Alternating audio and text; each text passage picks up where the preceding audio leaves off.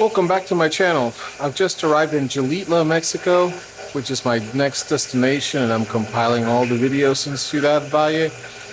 There's going to be two episodes, one in basically on how I got to Monterrey to Ciudad Valles, and the other one is very specifically on one of the day tours that you can take.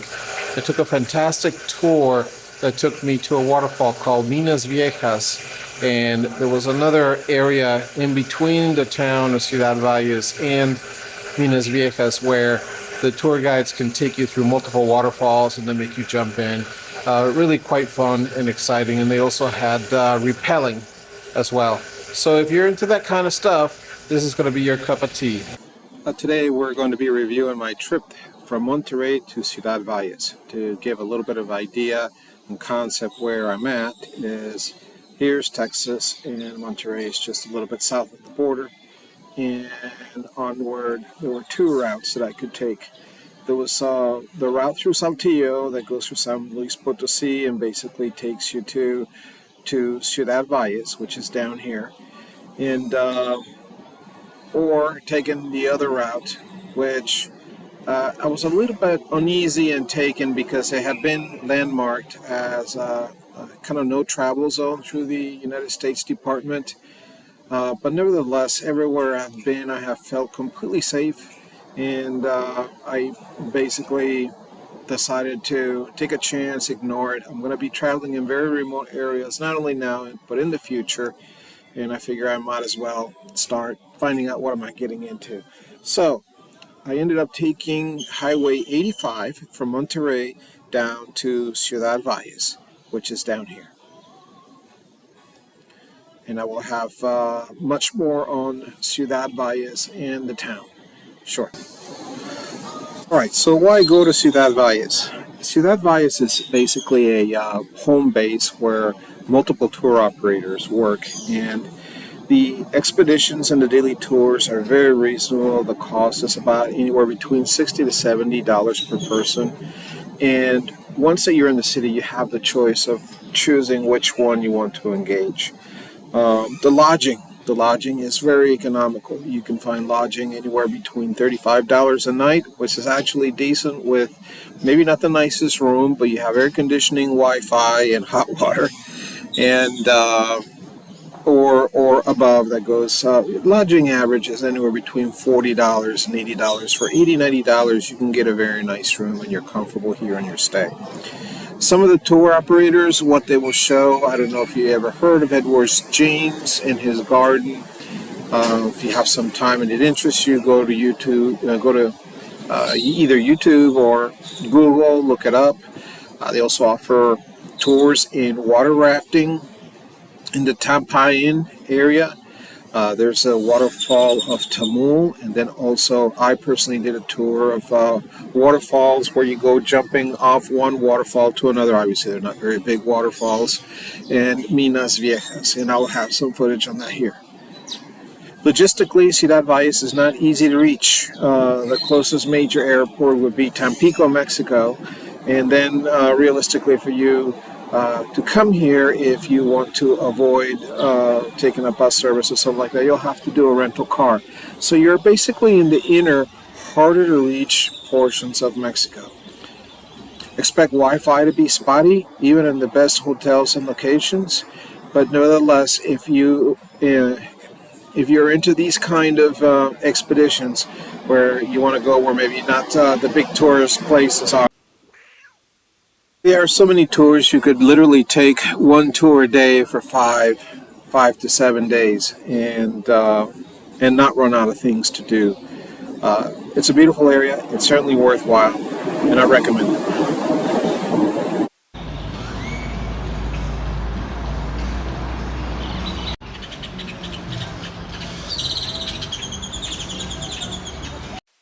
Alright, let's take a ride on Highway 85, Monterrey to Ciudad Valles, Mexico. I'm just leaving Monterrey, and you can see the traffic. I tried to beat the traffic. It's 8:30, but it's not too bad. It's nothing like other cities. It's very Very decent.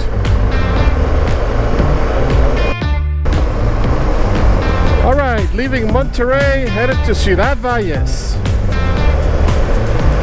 Ciudad Valles, we're going to be mostly out of the cities now. We're going to be seeing some waterfalls,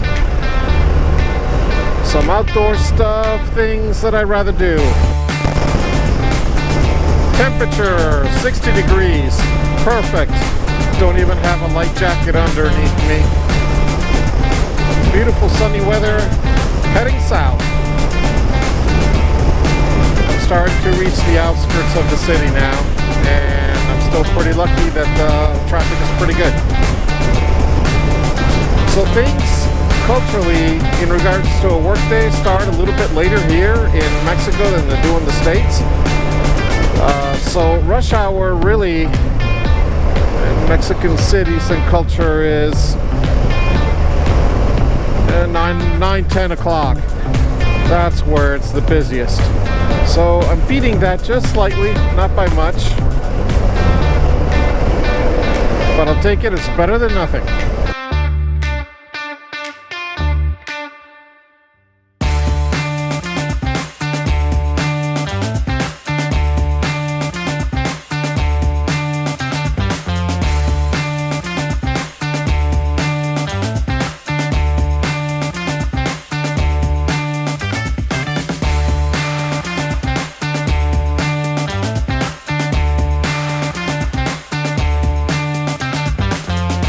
This is a nice scene right here. I'm a little bit south now of Monterrey. It's getting a little bit more rural. I'm afraid, however, this highway is not really going to be very mountainy. It may appear so by the mountains in the rear, but it won't be. The highway runs mostly parallel to the mountain. Well, the road has improved substantially. It's more like an interstate now. 2 lanes each way. Very good surface. And everybody's moving right along. More images of Mexican highway. As you can see, excellent roads. There's been no tolls. And I have noticed a presence, a police presence. Feels very safe. And the weather's fantastic. I mean, it's 61 degrees.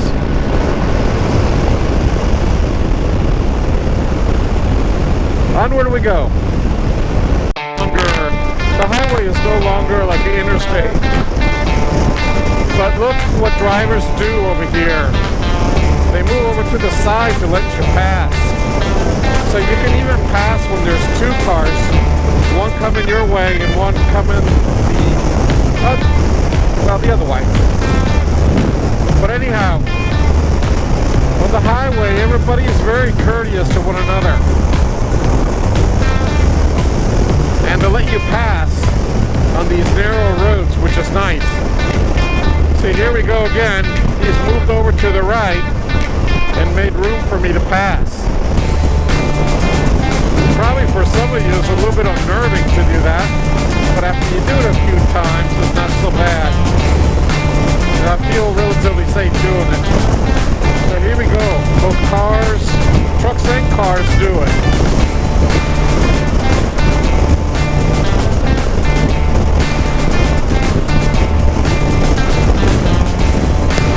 Take some learnings from this and apply it to the United States.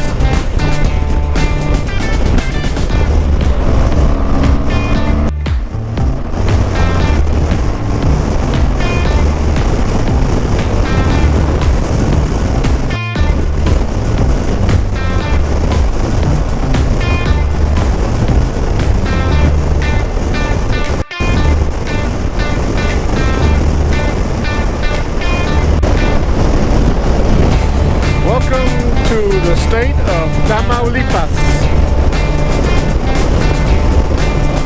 This is getting a little nicer.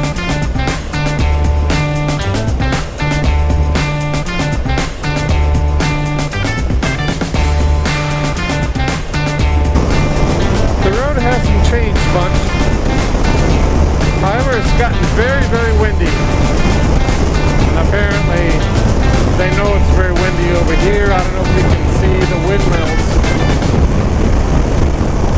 but they have the whole mountainside plotted out with windmills.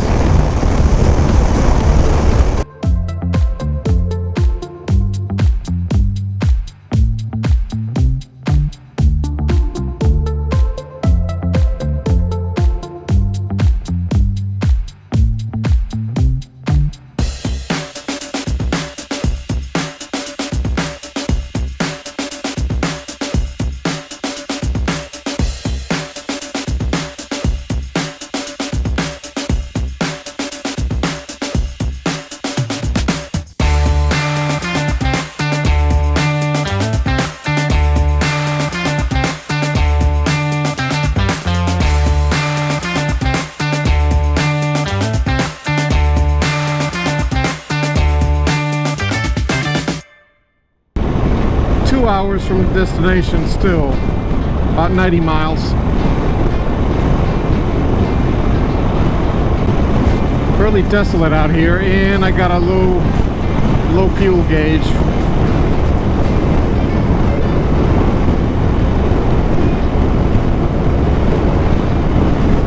Got a fuel range of 35 miles. And about 11 miles to the next gas station, so we'll be all right. Hopefully there's no surprises with a gas station not being there. And I'm gonna bring the speed down a good bit, down to about 60.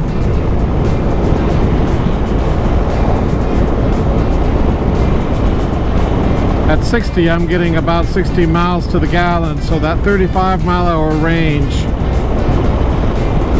I just turned it into 45, 50. Just as a precaution, not to end up without fuel out here. So, I'm not sure quite what's going on here, but going through some massive farmlands over here, and they've got man-made aqueducts here on the right side that's irrigating their farms with dams.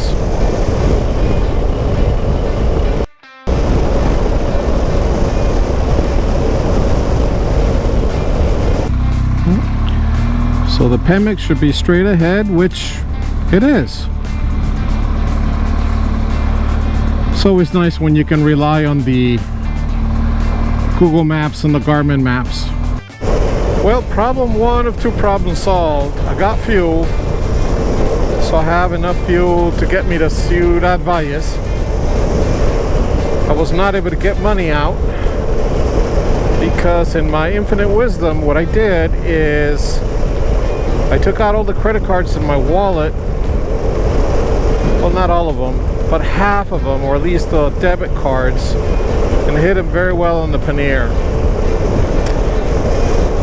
So for me to get to those cards, I have to take out everything out of the left pannier, and it's probably going to take me about a half hour. And I'm just thinking, you know, just right in. I know I have the money in the pannier, they're dollars, but just right on in. I'm gonna have to take out the things anyways when I get to the hotel. So I guess if I want to get a little drink or a little something on the way down, I don't have any cash, so it's just the way it is. I've got plenty of water with me.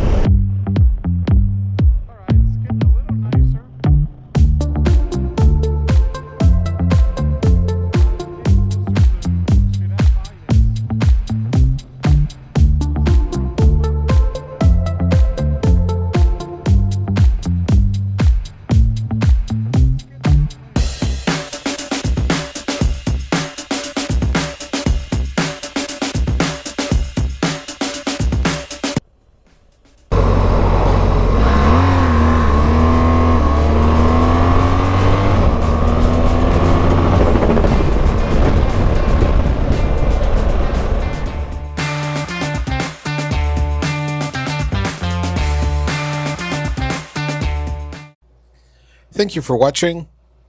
Please like, share, and subscribe. And I will see you next time.